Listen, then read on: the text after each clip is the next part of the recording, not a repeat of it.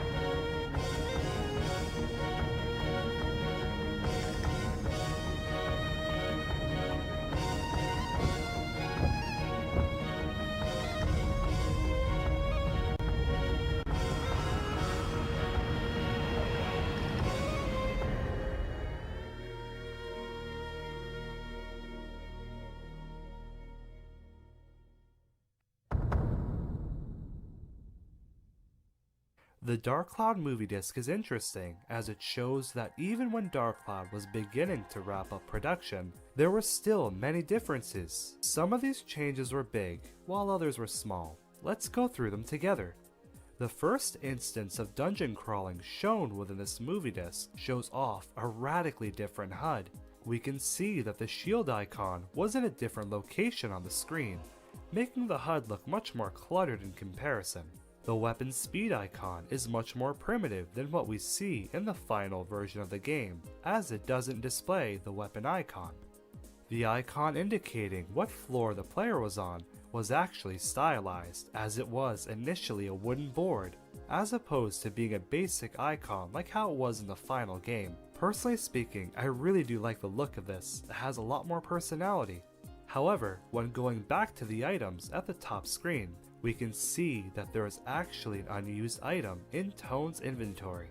There are actually several cut items in Dark Cloud along with text. When looking at this item, as well as a text list of cut items, I believe this item could be one of 3 cut items from Dark Cloud. Either Spirit Water, Healing Water, or Siren's Tear. With that being said, it's really interesting seeing this unused item within the inventory. The map placement also seems to be a little different. The sound for obtaining an item is also different, far more subtle in comparison to the one heard in the final version of the game. Take a listen.